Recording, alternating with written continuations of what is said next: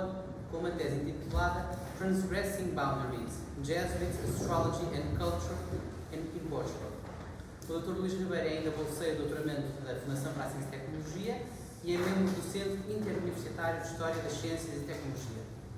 Os seus interesses de investigação atuais centram-se na história da ciência medieval e moderna, nos campos da astrologia, astronomia e medicina, e incluem ainda o estudo da ilustração de livros científicos e em manuscritos medievais iluminados. O Dr. Luís Ribeiro tem uma obra publicada já imensa e eu destaco apenas os 2 últimos artigos.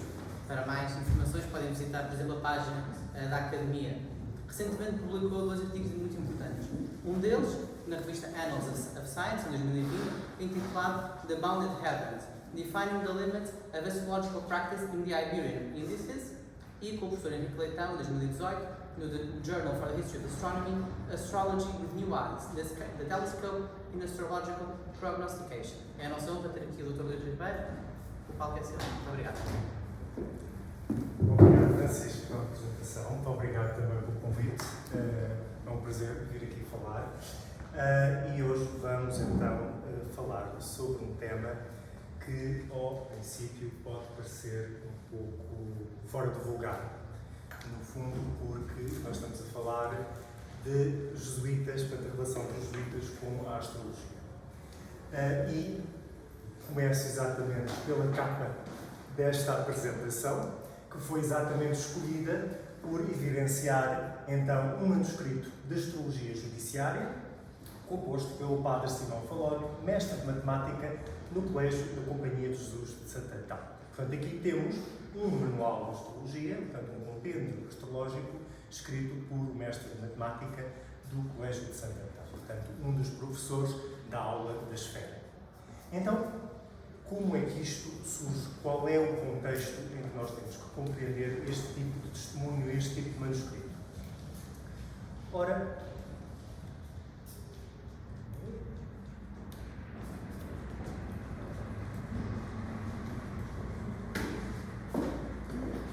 tentarei então usar o comando. Ok, portanto, a questão que se põe aqui e que é a questão mais importante e que eu vou tentar dar-vos um pouco daquilo que eu tenho estudado nos últimos anos para o doutoramento que estou a fazer, que é exatamente no estudo deste tema, é como é que os jesuítas entram em relação com a astrologia. E a primeira coisa que temos que compreender aqui, que é extremamente importante para compreendermos o contexto em que isto está a acontecer, é que quando nós estamos a falar de astrologia em épocas pré-modernas, ou seja, anteriores ao século XVIII, portanto só no final do XVII para trás, nós não estamos a falar neste conceito de astrologia, os signos das revistas, as previsões para o ano, esse tipo de estrutura, nós estamos a falar de outro contexto, de outro conceito do cosmos completamente diferente no qual estes homens vivem. E, portanto, vamos ter que pôr de lado o conceito que nós temos de astrologia. E vamos então entrar num conceito completamente diferente, num mundo e numa concepção do mundo completamente diferente, em que a astrologia não é meramente uma coisa estranha que aparece em revistas e em programas da manhã, mas sim faz parte da explicação do cosmos e da explicação do funcionamento do cosmos. E faz parte daquilo que é a ciência aceita. Portanto, um cosmos onde temos a Terra, os planetas, as estrelas, as constelações e depois tudo isto englobado pelo divino.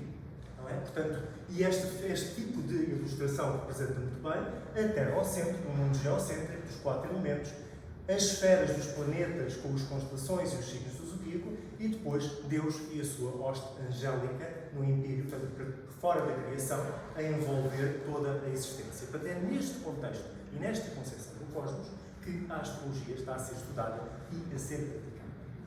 Portanto, estamos a falar de um mundo geocêntrico, um mundo em que as esferas celestes dos planetas envolvem a Terra, que está no centro, porque a Terra aqui é o centro do universo conhecido, e que a Terra está sujeita àquilo que se chama, em largo espectro, a influência celeste.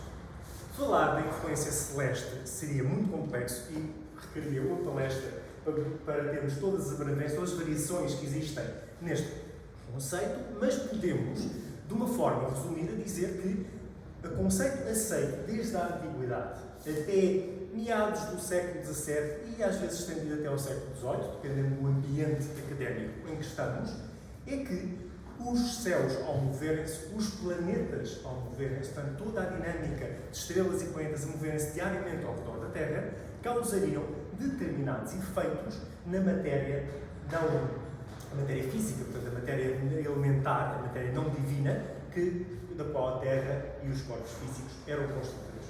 E as duas grandes manifestações que tornavam esta evidência completa para os antigos era a influência da Lua nas marés e as estações do ano, portanto, que tinham a ver com o Sol e o movimento do Sol ao Lua. E, portanto, isto é um conceito que está aceito. E, obviamente, que depois vai se estender a toda um saber, e aqui para evitar um bocadinho a palavra ciência, porque é uma ciência no sentido antigo, não uma ciência no sentido moderno, um saber que iria estudar todas as possíveis influências que os outros movimentos dos outros corpos celestes, nomeadamente os planetas, teriam sobre a vida humana e sobre a existência na Terra em geral. Portanto, esta influência celeste era estudada pela ciência das estrelas, aquilo que era chamada ciência das estrelas, e a ciência das estrelas seria uma mistura daquilo que hoje em dia nós chamamos de astrologia e de astronomia. Não havia uma distinção. Até meados do século XVII, a palavra astrologia e astronomia é intercalável para a maior parte dos autores. Portanto, estar a falar de astrologia ou de astronomia é a mesma coisa, não há uma distinção.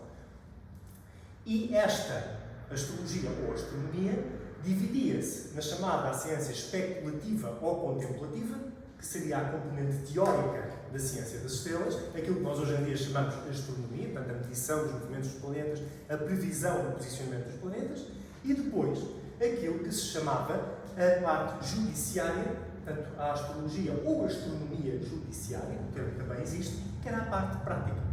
Ou seja, aquela componente que ia interpretar as possíveis influências, os possíveis resultados da ação dos corpos celestes sobre a matéria física da Terra. E, portanto, há esta ideia, portanto, há esta separação da ciência das estrelas entre uma teórica, a astronomia, e uma prática, que é a astrologia.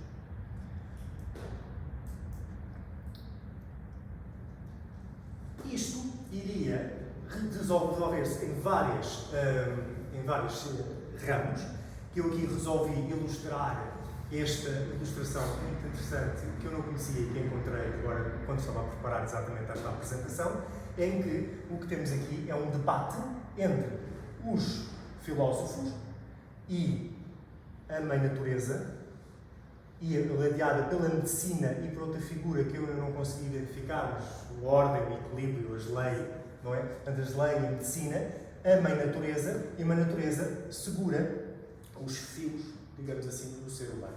E aqui nós vemos o zodíaco e os planetas e a influência celeste. Portanto, é um debate sobre as evidências da influência celeste entre a natureza e os filósofos. Ora, o estudo desta influência ia cair em 4 grandes áreas: as revoluções do ano, que estudavam, digamos assim, o estado do ano ao longo do tempo, sobretudo ao nível da meteorologia e dos efeitos gerais, e às vezes também dos efeitos políticos do ano, as natividades, aquilo que hoje em dia se chama a astrologia natal, portanto a astrologia dos nascimentos humanos, que estudava a vida humana através dos astros e dos seus movimentos, as interrogações, que era um ramo muito específico em que se tentava responder a questões específicas através da posição dos astros num determinado momento, ou seja, no momento em que esta questão era posta, e depois as eleições, que se tratava de escolher o melhor momento ou a melhor configuração celeste para iniciar uma determinada ação. Que ia coisas desde a medicina, plantar, ou então casamentos, etc. As aplicações aqui são vastas. Portanto, este contexto de prática, que se estende a todo o mundo pré-moderno, vai ser, sobretudo, ao nível da medicina. A medicina e a astrologia vão estar de mãos dadas e, portanto, vão ser praticadas em conjunto até aos inícios do século XVIII. Só a partir do século XVIII é que se quebra esta ligação. A meteorologia toda a previsão meteorológica era feita ou por observação direta ou por previsão astrológica. Dentro deste sentido da meteorologia estava também o estudo das epidemias, um tópico quente neste momento, portanto, em que a evolução das epidemias e o aparecimento de epidemias era estudado também através de determinadas configurações. Depois, as inúmeras atividades do dia-a-dia poderiam ser reguladas por astrologia e, obviamente, todas as facetas da vida humana, desde a antiguidade. Ora, e agora, começando a aproximar-nos do nosso contexto, a relação da Igreja Cristã com a astrologia nunca foi muito pacífica. Por uma razão muito óbvia e imediata, em que a astrologia, se nós pensarmos até na própria nomenclatura das constelações e dos planetas, foi sempre um dos últimos repositórios, talvez então nunca desapareceu, do paganismo. Os deuses pagãos, portanto, os planetas têm o nome de deuses pagãos, os signos estão relacionados com lendas pagãs e, portanto, isso causava um incómodo na presença dessa componente e toda essa mitologia pagã no contexto cultural. Mas também haveria um grande problema entre a doutrina cristã e determinadas facetas da astrologia, que seria a questão do livre-arbítrio. Portanto, que é um nuclear para a doutrina cristã e que para a astrologia criava um problema porque a astrologia poderia prever, e a astrologia estava construída, digamos assim, para prever qualquer coisa. E, portanto, haviam determinadas coisas que, ao serem previstas, seriam uma violação direta do livre-arbítrio. Por exemplo, se eu perguntar se um determinado cargo me vai ser concedido, uma pergunta extremamente comum na antiguidade, se eu vou receber tal honra ou tal cargo, seria uma violação do livre-arbítrio, uma vez que a escolha da minha aptidão ou não para um determinado cargo estava no livre-arbítrio de quem fazia essa decisão. E, portanto, se a astrologia conseguisse prever a decisão que a pessoa ia tomar, então essa decisão estaria pré-determinada e isso iria causar um problema do livre-arbítrio. Isto para dar um exemplo simples, depois estende-se a inúmeras facetas. E, portanto, a astrologia judiciária, e aqui aproveito para esclarecer o que tem sido não digo um erro necessariamente, mas um problema historiográfico, é muito comum fazer-se uma distinção entre a astrologia judiciária, a astrologia judiciária no sentido dos julgamentos, aquela que faz as avaliações, que faz as interpretações, como sendo uma coisa negativa, e a astrologia natural, como sendo a astrologia aceite e que seria correta fazer. Essa distinção está errada. O que nós temos é uma astrologia judiciária, que é a tal componente prática da astronomia, ou da grande ciência das estrelas, que engloba os três pontos, que é então, através do pensamento cristão, dividida em dois grandes ramos. Uma astrologia natural, isto não é comum, a astrologia em si não tem estas categorias, são categorias que são, digamos assim, colocadas e impostas pelo pensamento cristão. Uma astrologia natural, que era baseada em causas naturais, ou seja, se numa determinada época do ano, porque o Sol está num determinado signo, há umas determinadas, portanto, isso provoca, devido à altitude, devido à incidência da luz, um determinado tipo de ação climatérica que propicia determinadas ações, então eu consigo estabelecer uma causa natural entre o posicionamento, entre a configuração celeste e o efeito que eu observo. Determinados comportamentos do ser humano podem estar condicionados pelo clima, por determinados estatutos biológicos, e isso, a biologia poderia ser afetada pelas determinadas configurações astrológicas e, portanto, isso era correto e lícito fazer. No entanto, toda e qualquer previsão que infringisse o livre-arbítrio e as contingências, ou seja, no acaso, era considerada astrologia supersticiosa. E, portanto, o que nós temos é uma astrologia natural, uma astrologia dita científica e que não viola o livre-arbítrio, e uma astrologia supersticiosa em que se fazem determinadas previsões e determinadas interpretações que vão, de alguma forma, contra a contingência e o livre-arbítrio. E esta é a grande questão prática da Igreja Cristã com a astrologia. Não havia um problema, nunca foi uma questão de se a astrologia existe ou não, se a influência celeste ou não, e pode ser estudada pela astrologia. A influência celeste é, eu diria, 90 e muitos por cento dos casos, aceita como um facto científico. Isso não era debatido. O que era debatido era a forma como essa influência celeste podia ser determinada através da astrologia. E, portanto, tudo o que fosse astrologia natural estava correto. Isto é um debate que vem desde os primórdios do cristianismo. Nós vemos isto nos autores mais antigos. Santo Agostinho é o mais conhecido e é talvez o mais influente dos críticos da astrologia no debate cristão, mas há muitos outros, anteriores a ele e posteriores a ele. E só no século, portanto, é abandonada a astrologia supersticiosa, e só no século XVI e nos finais do século XVI é que vão aparecer sanções da astrologia, portanto, da Igreja contra a astrologia.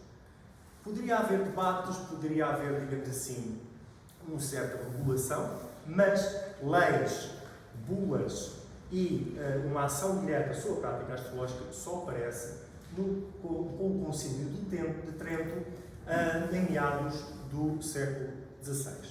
Nomeadamente através da famosa regra nona do Index, que é publicada em 1664, 1564, e depois há várias iterações desta regra, que proibia o uso de livros de astrologia que tivessem elementos que infringissem o livre-arbítrio.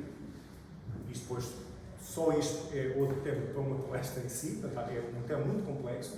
E depois, em 1586, aparece a primeira bula contra a astrologia, contra a exercentes arte astrologia judiciária, portanto, contra os praticantes da astrologia judiciária, que é emitida por Sisto V e que vai criar limitações severas à prática da astrologia, em que não só pega na regra nona, portanto, nas proibições relativas à astrologia natural e à astrologia supersticiosa que a regra tinha posto, como também diz que, mesmo que o astrólogo faça uma determinação e diga que pode ser uma probabilidade, e pode não ser uma coisa que aconteça de facto, mas uma probabilidade, isso não pode ser dito. E, portanto, o astrólogo nem pode dizer, se calhar por estas configurações é capaz de acontecer tal coisa. Nem isso é permitido. Isto, ao contrário do que possa parecer, não é muito pacífico e vai criar dentro da própria Igreja um grande debate. Isto depois, uma coisa são as regras, outra coisa é implementar isto numa sociedade e em toda uma prática intelectual em que a astrologia e a influência celeste são coisas aceites e praticadas diariamente. Portanto, isto vai criar o que é que se limita, o que é que não se limita. Os próprios inquisidores vão estabelecer uma série de diálogos com o Vaticano, perguntar, mas como é que nós fazemos esta legislação? Por causa dos portugueses, vai-se tudo embora. E há uma série de autores antigos que eram válidos em muitas outras áreas e que, de repente, vão ser proibidos. E isto vai gerar um grande debate nesta época. A bula ainda diz que a astrologia praticada tem que ser uma astrologia natural, a tal astrologia baseada em causas naturais e que não infringe o livre-arbítrio, e é permitida nas áreas da medicina, na agricultura e na navegação. Portanto, são as únicas áreas em que é permitida a astrologia. Na medicina, portanto, vamos começar por mais simples. A agricultura tem claramente a ver com a astrometeorologia, a previsão do tempo e a previsão, digamos assim, das colheitas e quando os melhores tempos para plantar. Era relativamente pacífica. A navegação tinha a ver com os melhores tempos para a navegação também. Entrava um bocadinho dentro da meteorologia e de outras facetas. A medicina era aquela que interagia mais diretamente com o ser humano e vai ser a área onde ainda é permitida alguma interpretação sobre o ser humano. Não sobre o seu destino ou sobre o seu futuro ou coisas que ele vai fazer na vida, mas sim coisas de estruturas comportamentais, o temperamento, a propensão a determinadas doenças, a propensão a estar sujeito e a ter suscetível a determinadas configurações que vão provocar ações, mas a um nível em que isso tem que ser explicado naturalmente. Não se pode fazer previsões do género, previsões que eram comuns com quem é que vai casar, ou que tipo de casamento é que vai ter, que tipo de cargos vai obter, quantos filhos vai ter, ou muitos poucos, qual é a relação que tem com eles, qual é a relação que tem com os irmãos. Portanto, todos os temas que eram vistos e que eram altamente utilizados pela astrologia não são permitidos, segundo esta configuração. São coisas que entram na categoria médica física. Isto, obviamente, vai constranger imenso. Obviamente, também estamos a falar de uma coisa que ocorre, sobretudo, em países cristãos. Portanto, os protestantes dependiam um pouco da aceitabilidade da astrologia. Os calvinistas, por exemplo, eram completamente contra a astrologia. Os luteranos, havia fações mais a favor, menos contra, mas geralmente a astrologia era aceita. Portanto, depende um pouco da configuração de cada credo e como é que as coisas são processadas. Portanto, isto é um resultado da Contra-Reforma, evidentemente. O Concílio de Trento, a Contra-Reforma, vai pôr estas.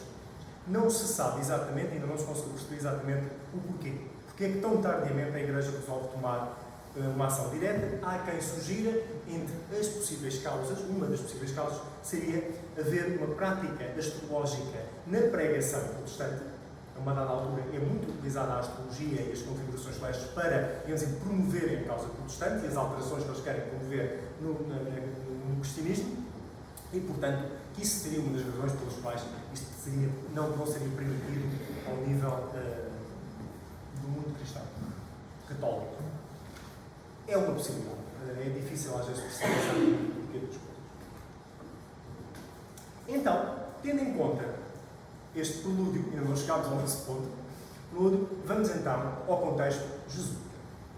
E no contexto jesuíta, grande parte da historiografia tem afirmado que os jesuítas eram contra qualquer forma de astrologia e que foram uma das principais forças a promover estas ações à astrologia e que seriam basicamente contra qualquer prática.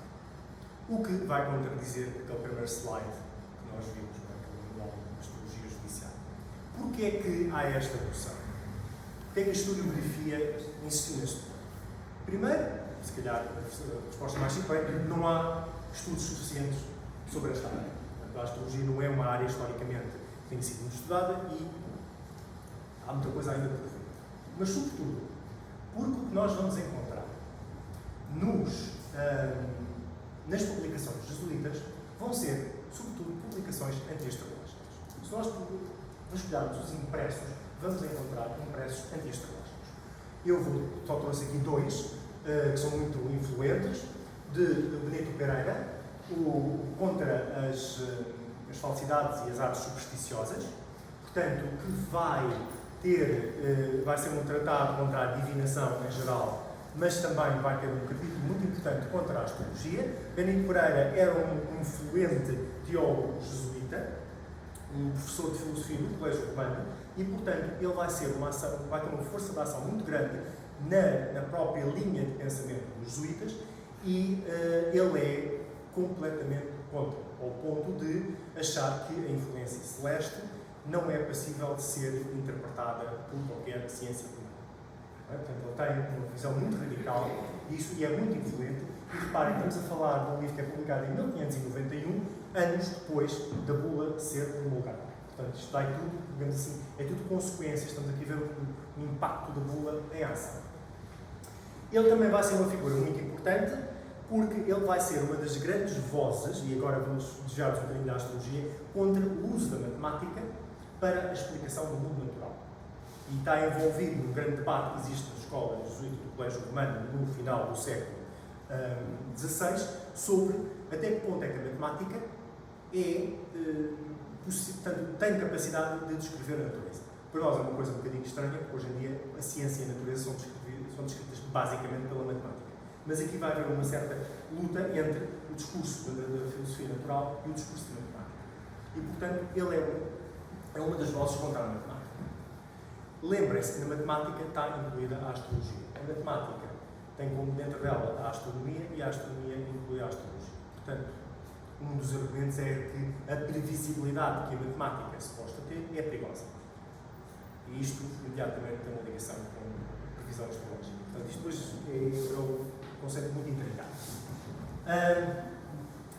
Outro livro que tem alguma influência e bastante conhecido é este, Contra as Conjecturas dos Astrólogos, de Alexandre de Angel. E Alexandre de Angel não é uma figura tão proeminente como Benedito Pereira, que é uma figura muito conhecida e bastante influente em termos de filosofia. É uma figura um pouco menor, embora tenha sido professor no Colégio Romano, e vai escrever um livro contra a astrologia que, ao contrário de Benedito Pereira, que é um livro mais de teor religioso filosófico, este já vai debater a astrologia ao nível da própria estrutura interna da astrologia, ou seja, ao nível do científico, ou seja, quanto comprovável é possível que a astrologia funcione. Portanto, é outro nível de debate, embora também tenha as bases teológicas que se encontram nos discursos anti-astrológicos. Esta é uma das causas, ou seja, a existência de vários tratados anti-astrológicos dos livros. E depois há outros mais tardios, muitos em língua francesa, alguns italianos. Estes são os latinos, digamos assim, aqueles que são constantemente citados pelos próprios jesuítas quando lidam com a astrologia. Outra das grandes argumentações é que a astrologia é erradicada, a astrologia judiciária é erradicada, ou pelo menos é tirada do Ratio Studiorum. O Ratio Studiorum, o grande manual que vai dar os princípios da educação jesuíta, em determinado ponto diz que não se pode ensinar astrologia judiciária. É bastante claro e, portanto, nitidamente há determinadas partes interpretativas que eles não vão incluir, isso é claro. O problema aqui é que, como temos a questão da astrologia natural, muitas vezes dentro do ensinamento astronómico há componentes astrológicas. E nós vamos ver isso nos manuais ao longo do tempo. Portanto, torna-se difícil exatamente perceber que tipo de componente astrológica é que está a ser erradicada e que tipo de componente astrológico é que ainda poderá aparecer sendo aceito como parte da astronomia. Mas, de qualquer maneira, nitidamente, a parte interpretativa não é de todo incluída no estudo. Versões mais antigas do Ratio, em que está tudo em processamento, incluem a astrologia. Tem programas de astrologia pensados para o ensino jesuíta, em versões anteriores a esta.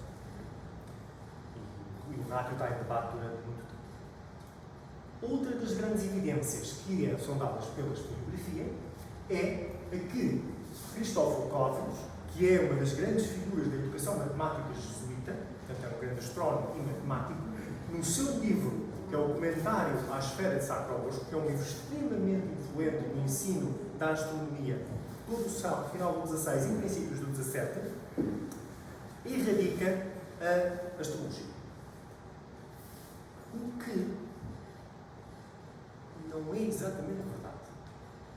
Porque se nós lermos o que ele diz, ele aceita a astrologia nitidamente, a judiciária, como uma componente da ciência da astronomia e das matemáticas, obviamente na sua vertente natural, isso está fora, é aquela versão sancionada, dá crédito à sua utilidade na medicina,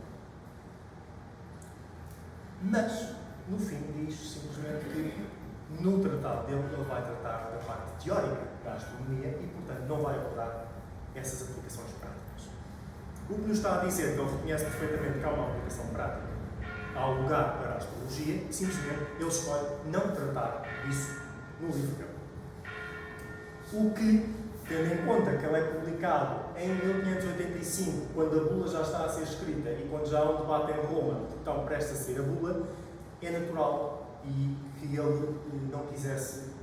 Ele estava a lutar contra os filósofos para impor a matemática e o estudo de matemática como um facete importante e, portanto, a última coisa que ele provavelmente queria, e isto eu supor, era entrar também no debate da astrologia, portanto ele simplesmente põe isso de parte, que é para ser menos uma coisa com que ele tem que se debater.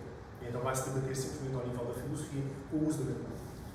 Pelo menos é assim que eu interpreto a postura dele e já vamos perceber porquê. Portanto, estas são as duas grandes duas grandes bases para dizer que não há uma negação da astrologia por parte dos estudantes. No entanto, temos isto. E este é um entre muitos exemplares. Então, vamos encontrar em Santo Antão este tipo de ensino. Então, vamos novamente fazer aqui um bocadinho de contexto. O Colégio de Santo Antão, com certeza, é muito conhecido, portanto não precisa de grande apresentação.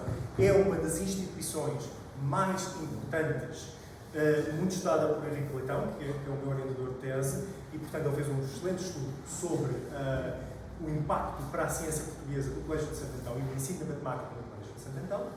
O Colégio de Santo Antão tem várias fases, eu não vou ser agora estar a explicar todas, não é importante agora para o nosso debate, mas as aulas têm início do Colégio de Santo Antão em 1553 e temos que pensar que o Colégio de Santo Antão era aquilo que nós temos que comparar com o ensino pré-universitário, em que rapazes dos 8 aos 14, 16 frequentavam e tinham, digamos assim, a sua educação basilar, uma educação técnica, para a qual depois podiam entrar para a universidade ou ficar com uma boa educação técnica, matemática.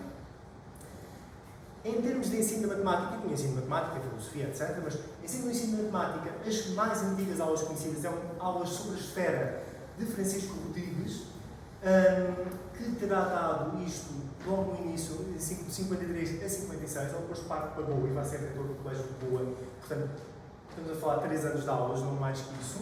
Depois parece haver um hiato nas aulas de matemática, até aparecer a famosa aula da esfera, do qual esta sala tem o seu nome. A aula da esfera é um pedido do cardeal Dom Henrique, na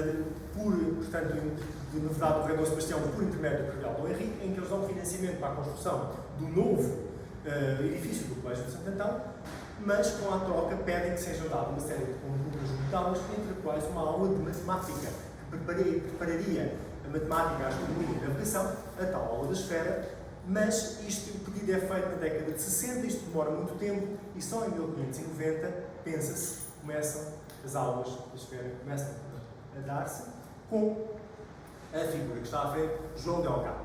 João Delgado é uma figura muito importante, porque ele vai estudar em Roma, no Colégio Romano, vai ser um discípulo de Cristóvão Cláudius, portanto, aquela grande figura que nós falámos há pouco, e, portanto, vai trazer, digamos assim, toda a tradição matemática romana para Portugal. Ora, curiosamente, o Tratado de Astrologia e o Manual de Ensino de Astrologia mais antigo que nós temos é exatamente escrito por João Delgado. A astrologia prática judiciária, como podem ver ali, a astrologia prática ou judiciária, ditada pelo Santíssimo Mestre João Delgado, no Colégio de Santo Antão, da Companhia de Jesus, no ano de 1607, na qual se contém 4 tratados, a saber, o primeiro dos princípios dela, portanto, princípios da astrologia, o segundo livro dos tempos, a astrometeorologia, diga-se, o terceiro dos nascimentos, a tal astrologia de Natal, e o quarto dos juízos da medicina. E, portanto, esta estrutura entre princípios básicos, juízo dos tempos, juízo dos nascimentos e juízos da medicina, vai ser, digamos assim, o standard básico para os manuais jesuítas que vão aparecer de seguida. Agora, isto não é uma coisa que aparece do ar. Não foi o João Delgado que resolveu dar a astrologia. Isto está contextualizado.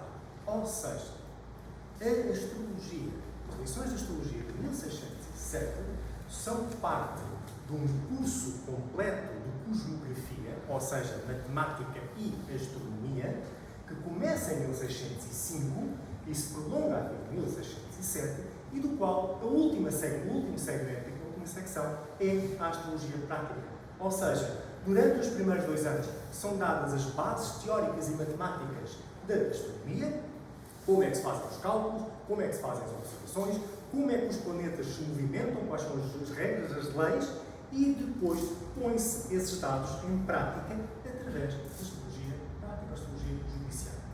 Portanto, isto é um programa, ou seja, não é uma esquisitice que o senhor tinha, como às vezes a historiografia tende a sugerir. Não é dito, mas é sugerido. E isto é que é muito importante. Isto é uma coisa que ainda não foi dita com solidez. Portanto, estas aulas, a astrologia faz parte do ensino da astronomia nesta época e é uma sequência natural de ensino. coisa estranha e obscura. Depois, Francisco da Costa é outra figura e está associada muito, ele vai substituir João Delgado muitas vezes nas aulas de Santo Antão, ao qual é atribuído uma série de tratados, entre os quais os tratados de astrologia judiciária que se encontram fora de Portugal, encontram-se na British Library, e que são atribuídos a ele, mas estudos recentes, muito fixe. Portanto, a astrologia judiciária e o Tratado Astrológico dos Cometas são as duas grandes obras que estão contidas neste livro, mas uma observação deste tratado, vê-se que ele é datado entre 1612 e 1614, e ora Francisco da Costa morre em 1604, portanto, estes tratados claramente não são dele. O que leva a que apareça uma figura, Sebastião Dias, que se sabia que tinha ensinado a aula da esfera nesta altura, mas do qual não se sabia absolutamente nada. Não se conhecia a obra matemática, não sabia o que é que não era o conhecimento dele, e de repente o que aparece é uma pessoa com um conhecimento matemático muito bem consolidado e que planeia, nós não sabemos se ele concretiza, mas planeia um programa de cosmografia muito complexo em que navegação, geografia, matemática, aritmética, geometria, astronomia e astrologia. Portanto, como parte do programa de Santo Antão, um programa a ser cumprido nestes anos. E esta é uma figura do qual era inédita até agora. O Francisco da Costa, ao qual se tinha atribuído isto tudo, e portanto que se pensava que era um dos professores de astrologia de Santo Antão, na verdade não pode também ser completamente esquecido aqui. Porque há evidências muito escritas, há escritos, há testemunhos da época, que dizem que ele fazia um ensino privado da astrologia em Santo Antão, não como aula na aula pública da esfera, mas privado, pelo menos isso nós sabemos que acontecia. Escreveu alguns textos, e, portanto, estes textos, estas aulas terão acontecido entre 1590, ensino início da aula da esfera, e até à sua morte em 1604. Não se conhece nenhum tratado que nós possamos atribuir com segurança a ele, mas recentemente vieram à luz tratados bastante antigos do início da aula da esfera que possivelmente será um tempo, porque não são os mesmos, não têm a mesma estrutura que os de João Delgado, têm uma estrutura completamente diferente, portanto, é uma possibilidade. Até encontrarmos alguma coisa de que isto foi feito por, nem sempre encontramos, infelizmente, facilitava a vida, mas não dá. É altamente suspeito, e aqui o contexto jesuíta é indicado não só pelo tipo de estrutura e apresentação dos materiais astronómicos, mas também pelo logotipo, digamos assim, do símbolo.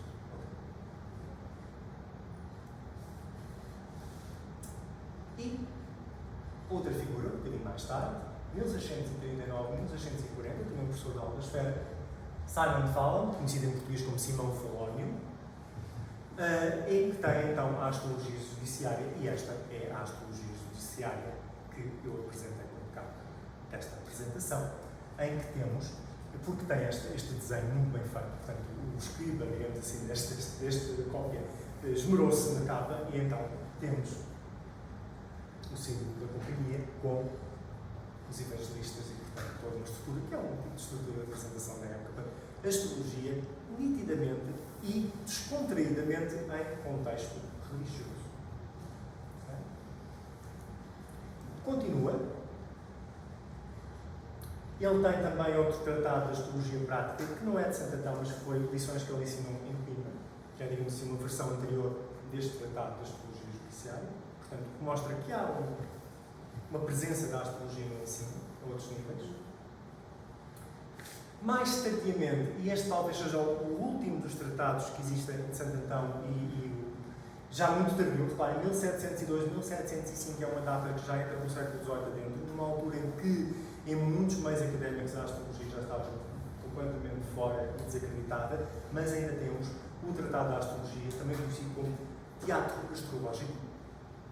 E é muito engraçado porque nos tratados dele tem muito aquela poética do roupa. Então, ele é o Teatro Astrológico e depois os capítulos não são capítulos, são o que eles chamam de aparências. Aparências é as cenas, não é? Portanto, as cenas do teatro. E, portanto, ele vai dividir isto em cenas e vai fazer este Tratado da Astrologia, que ainda é um livro relativamente grande, o compêndio dos juízos comunitários, e isto é feito entre 1702 e 1705, nós temos as datas no próprio tratado, e depois, em 1705, ele vai ser o tutor do futuro do Dom João V e dos príncipes, dos irmãos.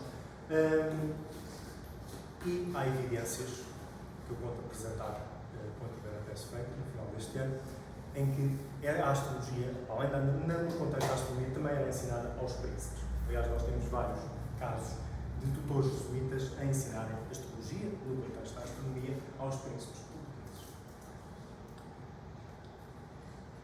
Agora, vamos pensar assim, mas isto é só uma coisa portuguesa, porque isto, infelizmente, é um ensino não universitário, está em português,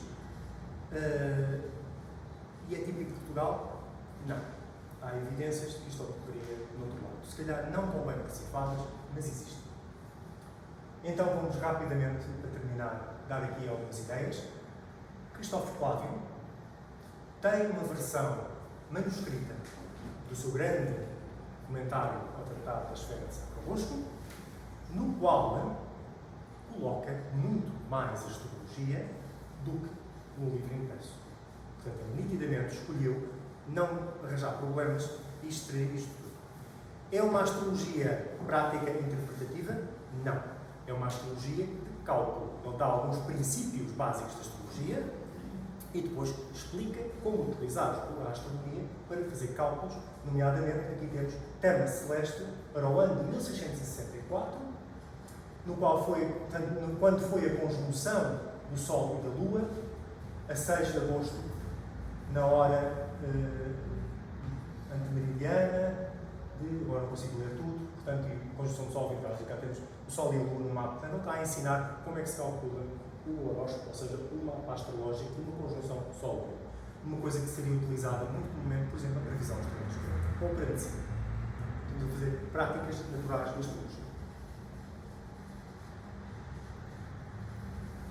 Christopher Loring, que também foi professor da aula da esfera, tem este tratado de Astrologia Universal Tratatus, e por astrologia aqui entenda-se astronomia e astrologia, portanto tem as duas componentes, não é só astrologia, astrologia e astronomia, em 1612, e está a dar aulas, estas aulas em Itália. Semelhantes àquelas que existiam cá, não tão complexas, talvez, mais sintéticas.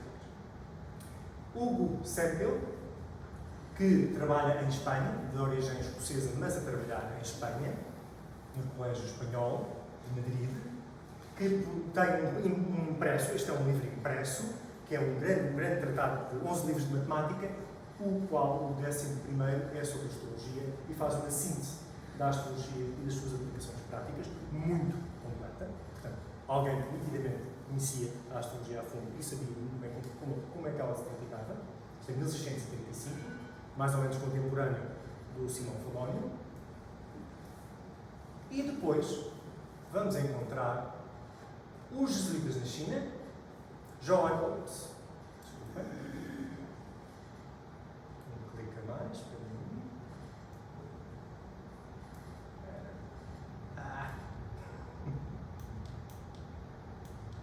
Isto é um problema destas coisas.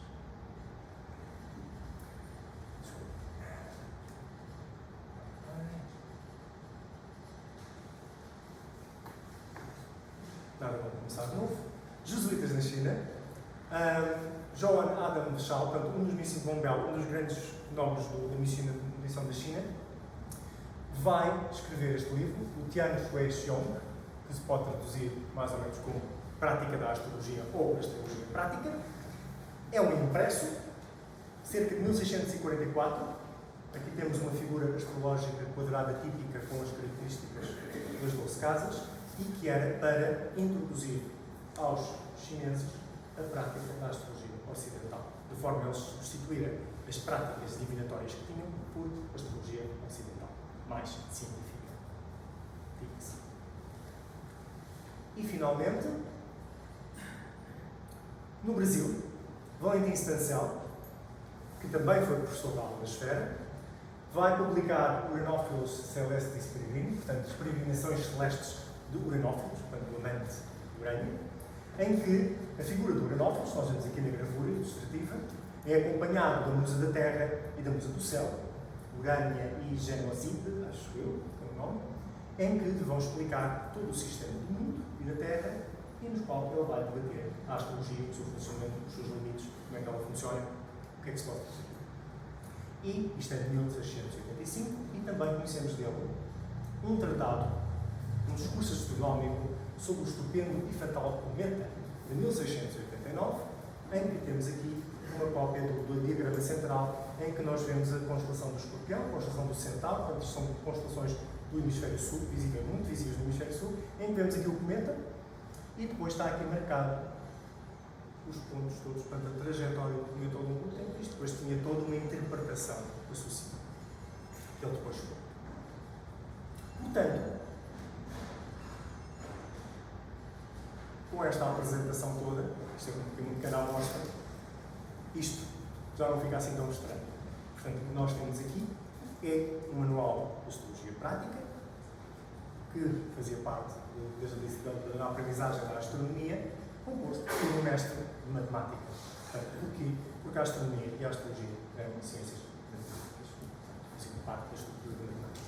Só no final do século XVII, início do XVIII, é que a astrologia perde o suporte académico, porque, entretanto, os conceitos cosmológicos mudam radicalmente. A astrologia também vai ter, desde o século XVI, um problema entre a astrologia popular, que não era bem vista, e a astrologia erudita, e às vezes a astrologia erudita começa a perder força para a astrologia popular e cai um bocadinho em desgraça. Há uma série de fatores muito complexos e, portanto, a astrologia desaparece do mapa das ciências aceitas. Não é que ela continua a existir, mas dentro das ciências não aceitas, ciências marginalizadas, não é? E desaparece. Mas até lá temos a astrologia num contexto científico, académico, de alto nível. Portanto, estamos a falar de pessoas com uma preparação matemática, astronómica, filosófica, teológica muito forte e que vão debater estes temas.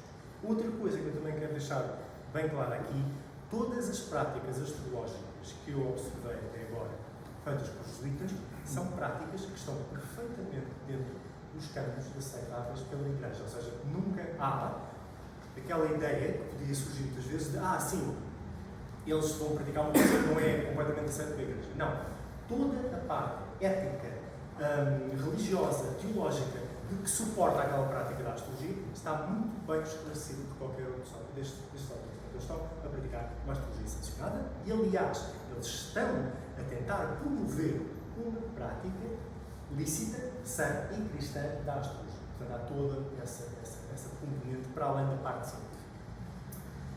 E pronto, foi um pequeno vislumbre do que eu tenho estado a estudar nestes últimos 4 anos. Espero ter, digamos assim, apresentado uma faceta não tão conhecida, digamos assim. Obrigado.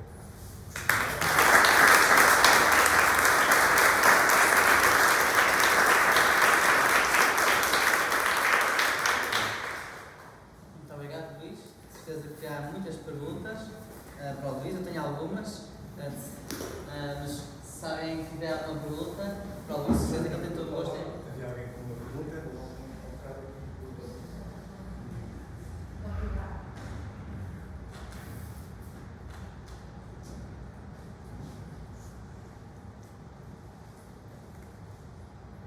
Eu até começo com uma questão que é o aparecimento da aula da esfera, do desenvolvimento da esfera, etc. Que relação é que tem com o facto, quer dizer, aparentemente permitirá de Portugal ter, estar precisamente num período de expansão íntima da astrologia ser importante e até de se conhecerem nessa componente dessa necessidade de preparar pessoas que conheçam outros territórios. Ou seja, até que ponto é que esta astrologia tem o contexto, neste caso político, de um país ou de um território, enfim, depois ainda por cima apanhamos aqui 1580, 1640, pronto. Mas tem o contexto de uma expansão de uma potência europeia. E assim, sim, há uma relação, sem dúvida. Acho que a aula da esfera surge. Pronto, nós não temos uma imagem completa disso, vamos tendo, os testemunhos vão crescer e os estudos vão ser feitos, mas a aula da esfera surge porque havia uma necessidade de formação técnica, ou seja, era preciso técnicos. Portanto, não estamos a falar de ensino universitário, não estamos a falar de ensino mais teórico ou de estudo, mas estamos a falar de ensino prático. Portanto, as pessoas aqui saíam, digamos assim, da aula da esfera com conhecimento matemático prático ao nível de navegação, construção de navios, artilharia e toda a balística, coisas militares, construção militar, arquitetura militar, navegação, portanto, tudo qualidades, não é? E capacidades que seriam muito úteis no sentido de que era necessário para expandir, não é? Terreno, para termos técnicos competentes. E é sobretudo nesse aspecto. E, portanto, nesse aspecto, sim, vai ajudar na potência, não é? Ter um conjunto de pessoas de bons técnicos. Dizer, porque afirmou o Sr. Borges, que pronto, este ensino também aparece muito solicitado, eu acho que falou Cardeal Henrique. Cardeal Henrique, e, portanto, estamos a falar de autoridades políticas da altura. Portanto, tem esse enquadramento. Sim, portanto, há uma necessidade que o país forme, digamos assim, este tipo de técnicos e, portanto, há um impulso real, digamos assim, para financiarem, digamos assim, este tipo de formação. Não é? E que vai fazer com que vários matemáticos conhecidos, pois a aula da esfera vai ter matemáticos de renome internacional na altura, que passam por cá e vão dar aulas aqui. Também a aula da esfera e o Colégio de Santo Antão vai ser um centro em que as pessoas que vão para missionários, portanto, que vão depois para missionários, vão abrir escolas de outro lado, vão ser professores de outro lado, em Goa, na Índia, no Brasil, no Novo Mundo, vão na China, no Japão, vão passar por aqui e vão completar os seus estudos e as suas aprendizagens aqui. No caso da aula da esfera, os ensinos, a sua aprendizagem técnica e tal. Portanto, há toda essa população.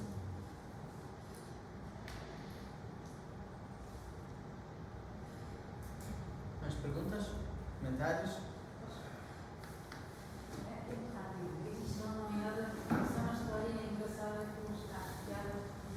Na semana passada fiz uma visita ao Museu Nacional dos Postos e no meio da visita muito simpáticas, que eu tive com toda a novidade, e de repente, se calhar é conhecido, para mim não é, para mim foi uma novidade que não conhecia.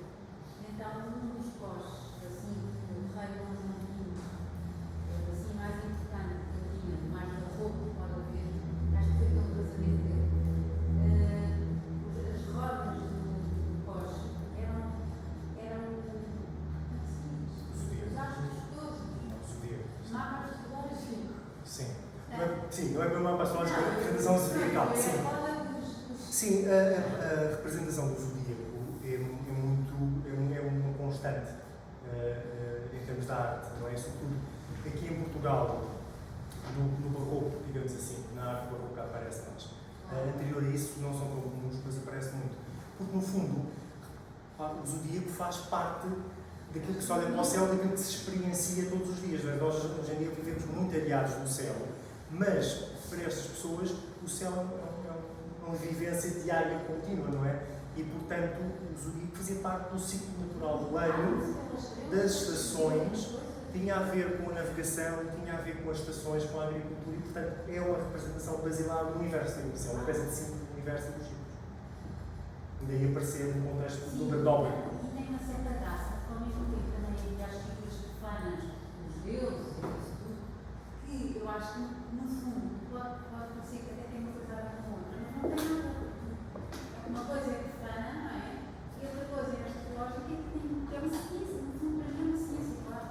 A questão aqui na representação é que a astrologia, obviamente, e toda a iconografia astrológica, não é? Tem, obviamente, uma origem pagã.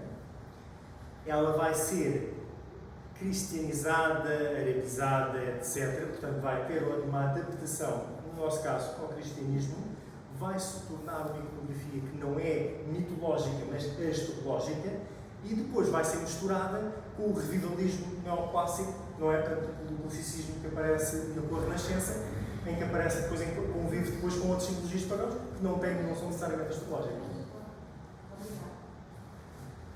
Eu tenho uma pergunta, Luís, que é como é que os jesuítas se posicionavam em relação às teorias de São Tomás de Aquino, em relação à influência celeste, por exemplo? Como é que os astros influenciavam a nossa vida? Como é que eles se defendiam? Neste caso, os jesuítas, por exemplo, de Santo Antão. Bem, São Tomás de Aquino vai ser, digamos assim, a boia de salvação para a discussão teológica da astrologia. O que São Tomás de Aquino diz é que, enquanto que Santo Agostinho corta completamente com a astrologia, portanto ele não aceita ou não aceita quase nada, mas admite que existe algum nível de influência celeste, e o que o São Tomás de Aquino vai fazer é vai pegar nessa admissão de Santo Agostinho, e é literalmente isso que ele faz, e vai expandir isso. E diz assim: se existe influência celeste, admitindo que a influência celeste é uma coisa real, essa influência celeste vai agir sobre os corpos físicos, sobre os corpos materiais, não sobre os corpos espirituais. A mente, a razão, a alma, não é influenciada pelos astros, transcende essa existência. Portanto, o físico, sim. E o que ele diz é assim, o que ele põe esta hipótese é: o que pode acontecer é que, ao influenciar os estados físicos, ele diz, e como nós sabemos, os estados físicos também influenciam o estado da mente e o estado da alma, assim como ele diz nos casos dos loucos, dos translocados, etc., ou dos intrigados. Se a condição física afeta a razão, o raciocínio, a alma, o espírito, então o que acontece é que determinadas influências vão influenciar, digamos assim, os humores corporais, as estruturas físicas, que por sua vez vão ter uma influência sobre a manifestação da mente, da alma. E isso permite que nós consigamos prever o comportamento das pessoas até um determinado ponto por causa dessas influências. No entanto, ele vai sempre esta resenha, e esta resenha é importantíssima. No entanto, se a pessoa decidir contrariar, com a sua razão, contrariar essas influências, então deixam de ser previstos, portanto podem ser anulados. Ou seja, a razão da alma pode anular as influências do corpo e, portanto, pode sobrepor.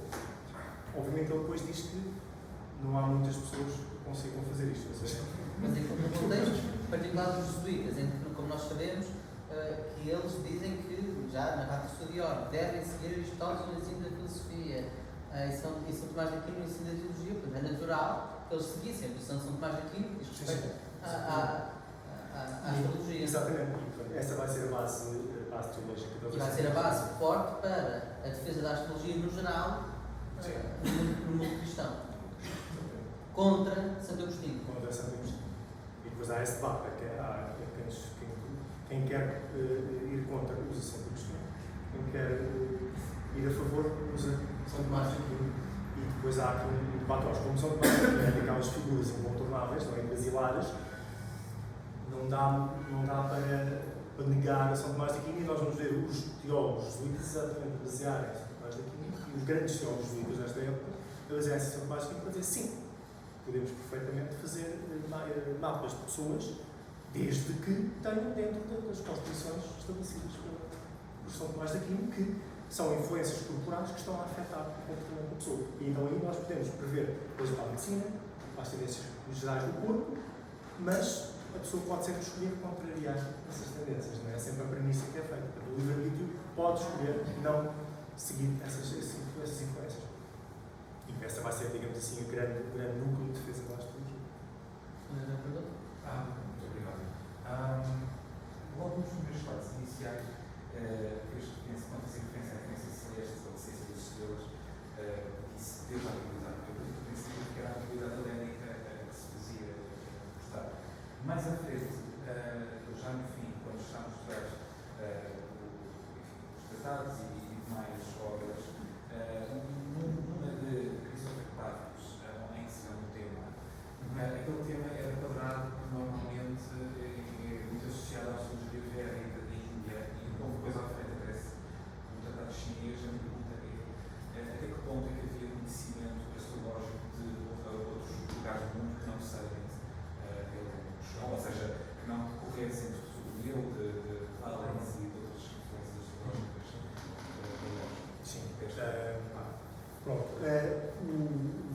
quadrado vai ser standard, digamos assim, em toda a prática astrológica, europeia e não, latina e não latina, até basicamente século XVIII, XIX.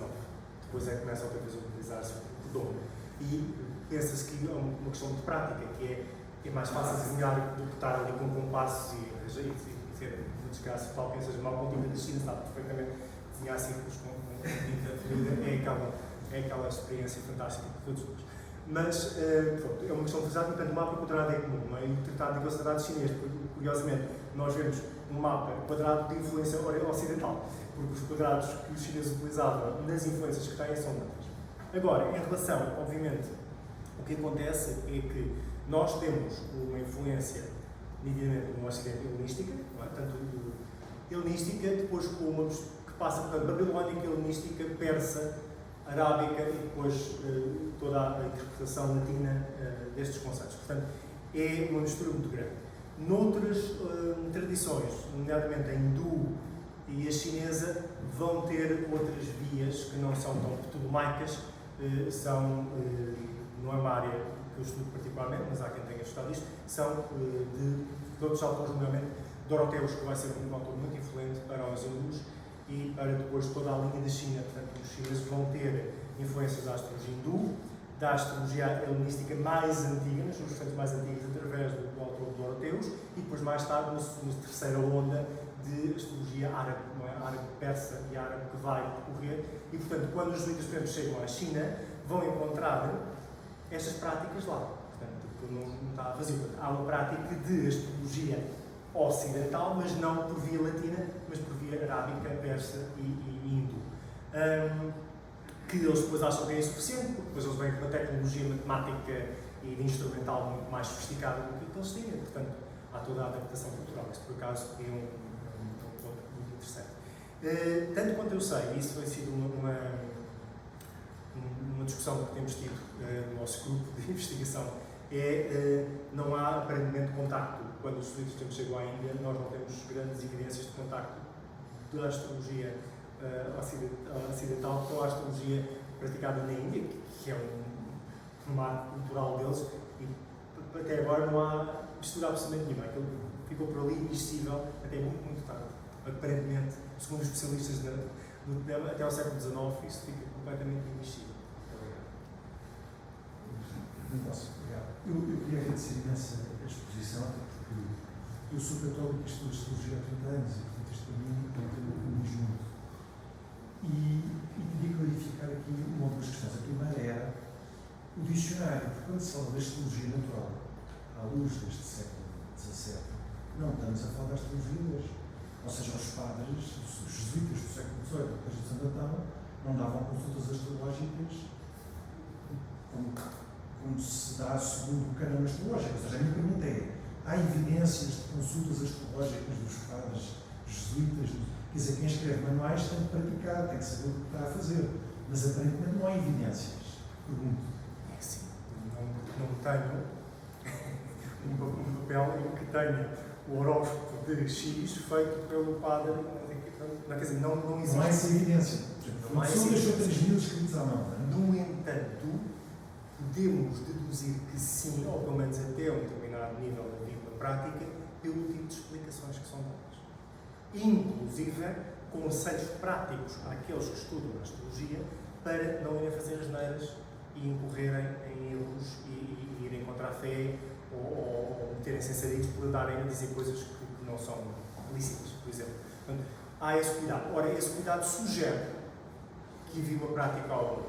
Obviamente, provavelmente não seria uma prática de se sentarem e receberem pessoas por consultas, porque provavelmente não estamos a falar desse tipo de prática.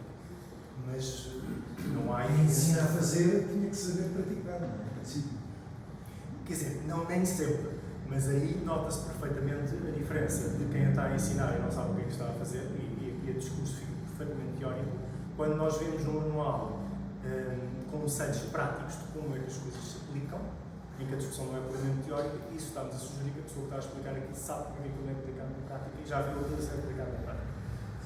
Pois a outra pergunta é: se é pacífico na literatura astrológica, os astros inclinam, mas não determinam, Porquê tanta preocupação com esta questão do alvedrio ou do livre-arbítrio de separar a judiciária da natural para definir o que é lícito e o que não é ilícito? Ou seja, se dentro do próprio caminho astrológico faz parte, ou pelo menos, dos manuais, dos tratados, etc., que a astrologia não influencia nesta unividência celeste, os astros por cima de nós influenciam o comportamento humano.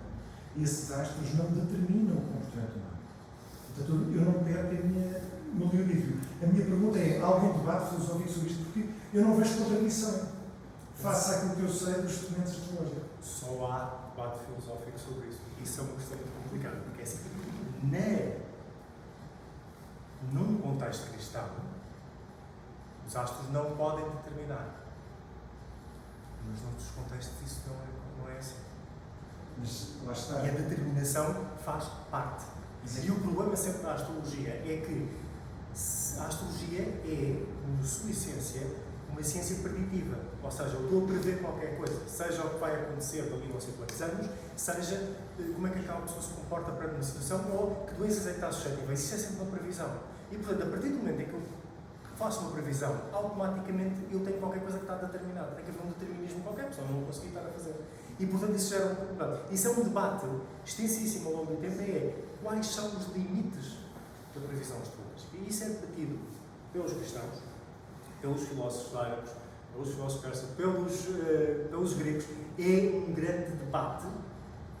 Quando isso é assim, e não é tão pacífico assim. Há determinadas crenças filosóficas, religiosas, que permitem a existência de algum nível de determinismo, que depois pode ser, assim, não manipulado, talvez seja a palavra certa, mas pode ser gerido. Há outras que não admitem qualquer tipo de predestinação.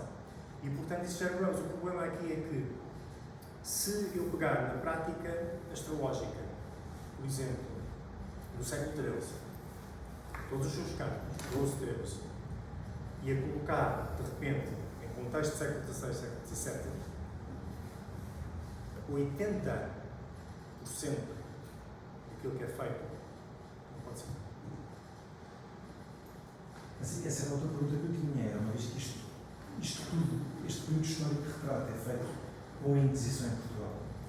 Se há evidências de problemas dos jesuítas, destes padres que ensinavam a astrologia com a Inquisição ou não? Na Inquisição. Surpreende, também, de alguma forma. Nunca não foi um estudo que tenha sido feito completamente. Não há, que eu saiba, que eu conheço, atenção, eu nunca estudei no assunto a fundo, que eu saiba, não há. Se calhar Francisco que está a estudar isso pode explicar melhor. Paper agora, sobre os indícios. Exato. Não há evidências de grandes problemas. Há ocasionalmente uma coisa ou outra, às vezes vai mais para aquela adivinhação popular do que propriamente para a astrologia. Portanto, aquilo é um astrólogo, mas não estamos a falar de um astrólogo erudito, estamos a falar de um astrólogo popular, não é? E depois vamos ver que aquilo não é astrologia, aquilo é adivinhação, ou que é o tipo de adivinhação mais popular, que aí é perfeitamente nem pensar, não é permitida. E quando há, facilmente são escusados por qualquer problema, porque basta apresentar os livros, não sei, estou a utilizar o livro de fonte tal, fazem citações académicas, têm um suporte académico e, portanto, não há problema. O que vai acontecer é, na astrologia, mais na versão mais popular, os almanaques, que é o equivalente do século XVI, XVII às revistas com as previsões dos ciclos de dia a dia ou semana a semana, se bem que com um nível de sofisticação do século XVI muito maior do que se faz hoje, mas nem é comparável, mas mesmo assim são coisas populares. Aí sim a Inquisição o que faz é faz censura. Eu tenho um artigo que escrevi há pouco tempo, publiquei, a analisar exatamente as censuras em Portugal, em que eles vão lá e dizem isto tudo bem, mas isto não pode ser dito aqui, isto está vai contra, isto tem que ser arriscado, ou então às vezes dizem, atenção, este capítulo tem algumas coisas com problemas. E portanto tem que ser lido com atenção e sigam os cânones da Igreja e portanto façam vossas próprias a avaliação do que é que pode ser, o que é correto e o que é não. Só mais chega, que é o facto destes, em concreto, destes tratados circularem em manuscrito, tem também uma liberdade diferente de circular em impresso. E, portanto, a Inquisição está muito mais atenta aos livros impressos do que aos manuscritos, apesar da, em teoria, sobretudo nas regras posteriores de 1564, dizer-se, na regra nona e outras, que pode haver uma censura a retábulos, manuscritos e toda a produção, no fundo, sobretudo na regra nona e na regra décima, que é dos bons costumes, de tudo o que saía podia ser censurado pela Inquisição. Na prática, o manuscrito é mais difícil de apanhar. E, portanto, ainda que o conteúdo em si fosse censurável por infringir a regra nona, que já não está na astrologia natural, mas na judiciária, seria muito mais difícil cair nas garras da Inquisição. A nível repressivo, que é depois de estar feito, vamos mandar arriscar. A nível preventivo, eles já sabem o que têm que fazer e têm depois esta facilidade de se defenderem sempre mais daquilo. A Helena também quer dizer qualquer coisa. Estava só a fazer um comentário relativo à pergunta que fez e perguntar outra vez ao Luís, porque de facto a astrologia tem embutido na realidade já salvaguardas em relação a garantir ou a dar algum garante de liberdade. Mas não é só em contexto cristão, por exemplo, eu já tenho uma série de comentários de salvaguardas, diz que nem tudo é previsível, ou que portanto, se a pessoa tem noção do que pode acontecer, pode ela própria já também de alguma forma contornar, etc. Portanto, a astrologia tem embutido, de facto, em contexto cristão, católico, mas também noutros contextos, anteriores, uma série de salvaguardas, como referiu, relativas ao garante de algum nível, de alguma margem de escolha, não é? Alguma margem de manobra. E, contudo, isso não é tranquilo. E isso pode ter a ver com uma coisa que nós falamos muitas vezes, que é a própria natureza da astrologia. Há uma natureza híbrida, há uma natureza que não é completamente assimilável por nenhuma das categorias mentais, digamos assim, pelo menos nossas, e de alguma forma ela nunca é tranquila, é uma das características que tem. Mesmo não sendo, obviamente isto é muito óbvio em contexto cristão, especificamente católico, pelas razões que foram aqui debatidas, mas ela depois também é assim em todos os outros contextos. Há sempre este frição. Portanto, a pergunta que fez, talvez não tenha resposta.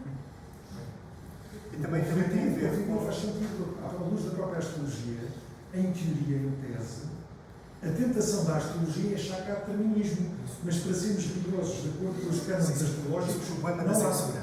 O problema da censura, isso é que é muito interessante e isso é facilmente observado. O problema da censura não é a astrologia a ser praticada a este nível. Porque isto, para eles, isto é a astrologia a ser praticada por pessoas que sabem o que é que estão a fazer, que estudaram a sério e que são pessoas inteligentes. A preocupação deles é a astrologia popular, feita às três pancadas, por pessoas que não têm cultura para fazer. E, portanto, o problema deles, muitas vezes, não é que uma pessoa que tenha tido estes estudos vá ler um almanaque e entenda mal aquilo, porque eles sabem que a pessoa vai interpretar bem. O problema deles é uma pessoa que não é instruída pode, e isto é afirmado categoricamente, pode entender mal aquilo e achar que há uma influência direta e que são os astros que vão lá fazer as coisas e que não é uma coisa que é muito mais flexível. Os almanacs em vernáculo, os repertórios dos tempos é que são censurados pela Inquisição. Raramente eles vão atingir os grandes tratados.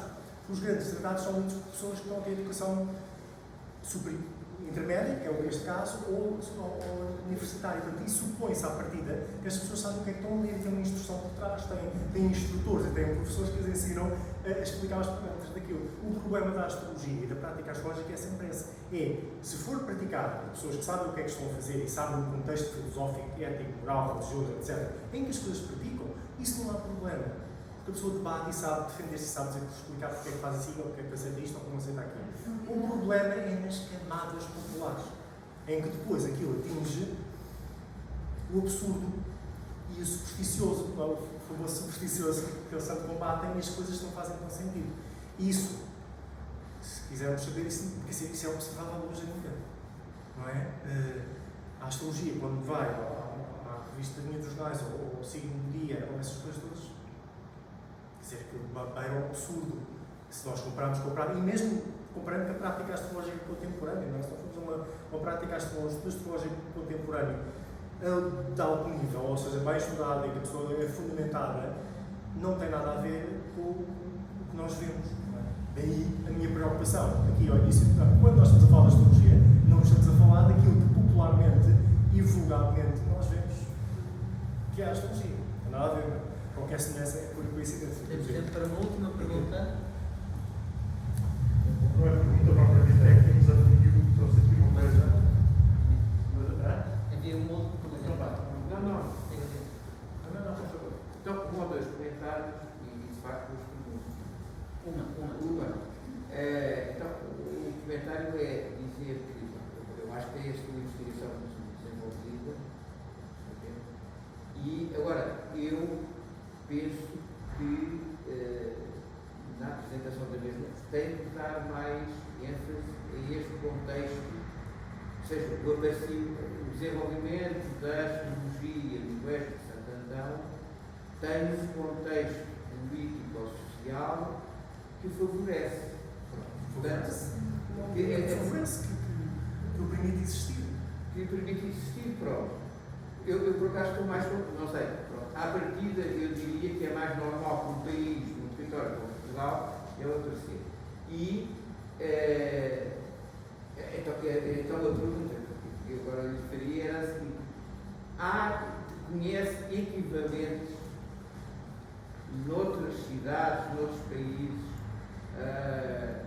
uma aula da esfera, etc. Portanto, também me está nessa linha, ou seja, tentar perceber se aquilo que aqui acontece no Colégio de Santo Antão, portanto, no Colégio, se tem equivalentes noutras capitais ou noutras cidades europeias.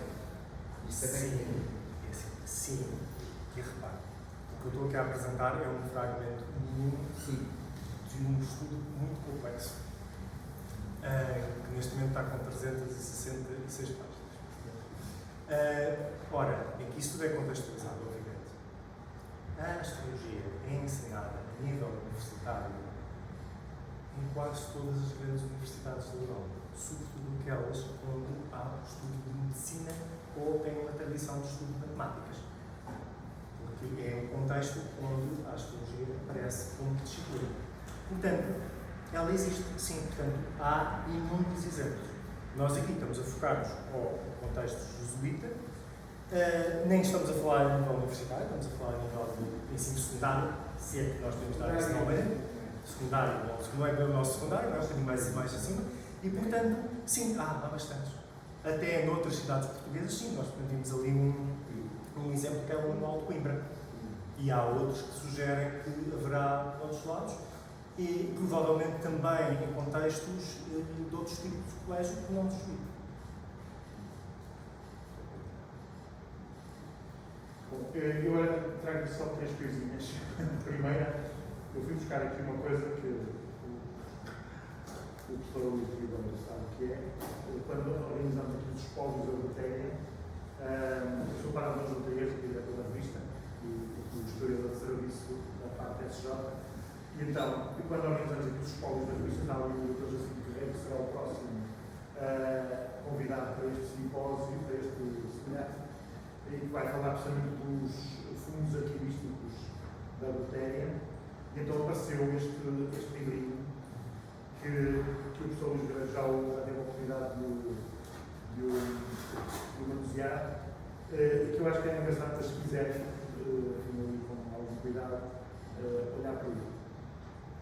Aqui tem coisas da astrologia, ou só a astrologia? Basicamente, a astronomia tem alguns princípios básicos de astrologia, dado, portanto, isto é um livro, um tratado de esfera, ou semelhante, portanto, é um tratado de bases astronómicas, no qual é comum depois haver alguns princípios de astrologia. Não tem muita astrologia, não tem sobretudo esta astrologia prática, mas tem algumas bases. Que é bastante bonito, tem uma série de Tem uns desenhos de constelações fantásticos. desenhos de constelações e, portanto, isto pertencia aqui ao espólio dos jesuítas da Botega, que durante o século XX compraram muita coisa em alfarrabistas que apareciam à venda em leilões, portanto, este deve ter sido um deles. São as aulas do padre Pedro de Lemos, não é? Pereira, do Colégio Santo Antão. Sim, é o do. É o João Luís Ostengal. João Luís Ostengal. João Luís Ostengal. Bom, e portanto, isto pode ser engraçado para quem veio este seminário, se quiser utilizar os episódios que é legal, depois vou ouvir depois alguém não dizer óbvio. Isto para dizer que o próximo seminário vai ser sobre os polos dos vidas. Eu tenho aqui umas folhinhas, tivemos agora esta crise do Covid e tivemos que adiar algumas das sessões. Está aqui a nova calendarização do seminário de História dos Judeus para fazer aqui na matéria. Eu vou para isso, quem quiser levar para estar a par, para fazer aqui vamos ter já a próxima sessão daqui a 15 dias. Portanto, isto estava programado para ser mensal, mas neste momento fomos recuperar as que não se fizeram durante os últimos meses e estamos a ter esta periodicidade quinzenal. Estão todos convidados para virem às próximas sessões e conhecerem o que é que ainda vai acontecer e sobretudo, gostava que, se quiserem mostrar aí aquilo que me parece mais interessante, já se é um original. Só mais duas coisas, depois de ir para casa. A nossa cafetaria está aberta até às 9, quem quiser passar, hoje por causa do seminário, até às 9, né? E também está aliás na revista, para quem quiser conhecer a nossa matéria. E é sobretudo agradecer muito aqui a comunicação esta sessão tão interessante e convidar todos para continuarem a participar neste seminário. Obrigado. Não, muito obrigado. Muito obrigado a todos. Eu não sei se. Portanto, eu agora vou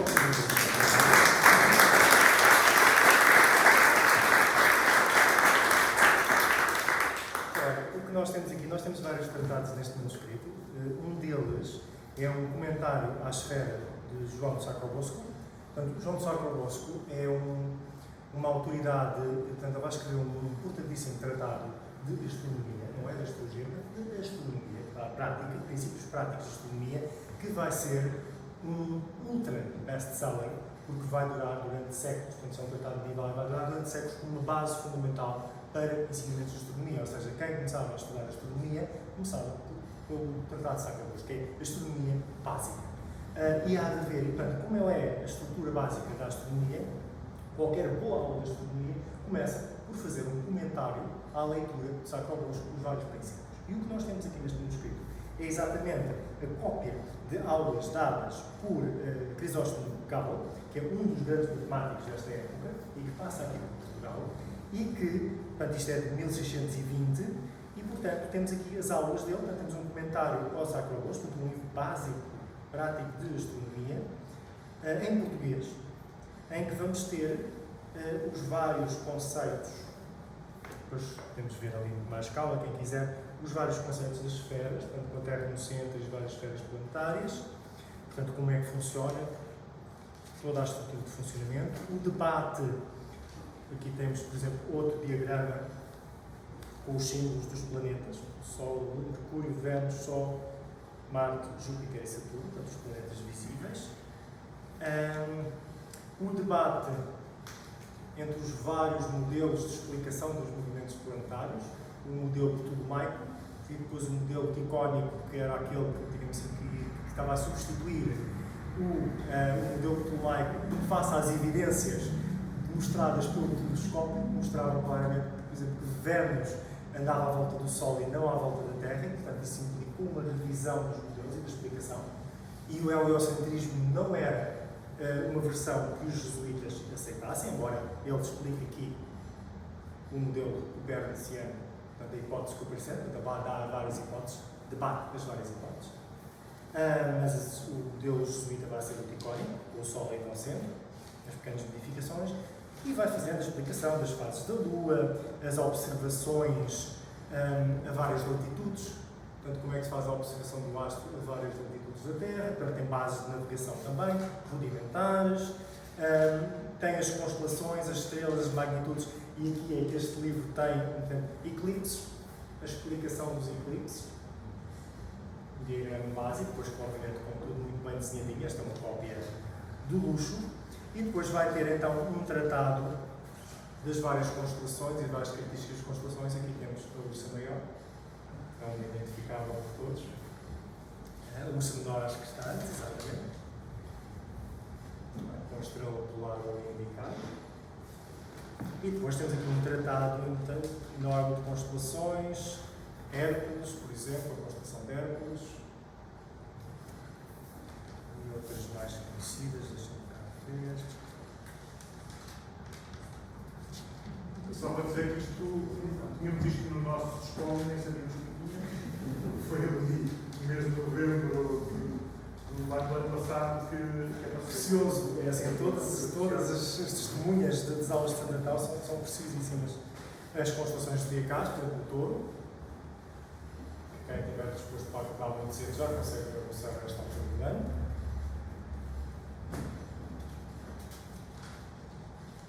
As constelações zodiacais, está aqui tudo.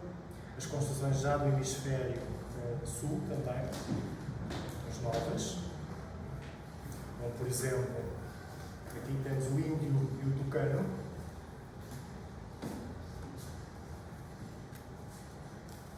Estas são terras. E depois temos aqui uma pequena parte astrológica. Esta mão não é quiromancia, ou que possa parecer, embora às vezes também pareçam os tratados de quiromancia por aí, mas isto pode ficar por outra palestra.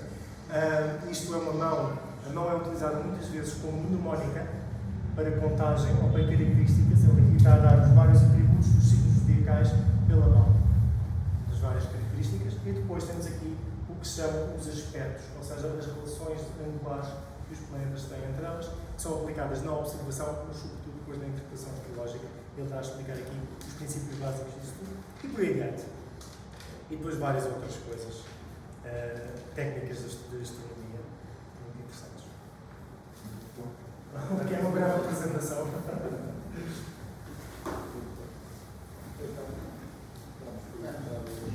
Obrigado. Muito obrigado. Se quiserem aqui só olhar. Mais diretamente.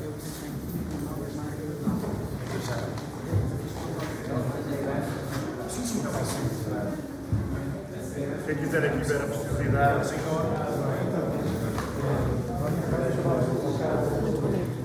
Já está a Coroa do Sul. Às vezes há assim uns achados muito difíceis que nós encontramos. Helena, para frente, isto tens ideia. Quantos amigos teus é que criaram o ano dos votos?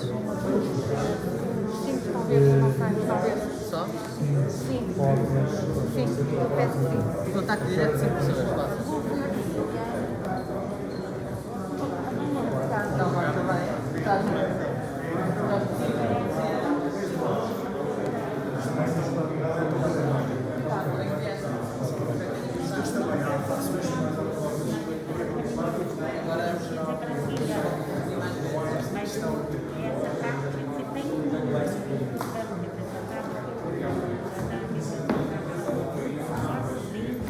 Então é assim, eu como estava no salão terá que ser aqui com a presença da alunos também, porque é só fim de reservar. Visitar sempre 2h30, pode ser às 3h, às 3h eu estarei cá, está bem? Como é que é o seu nome?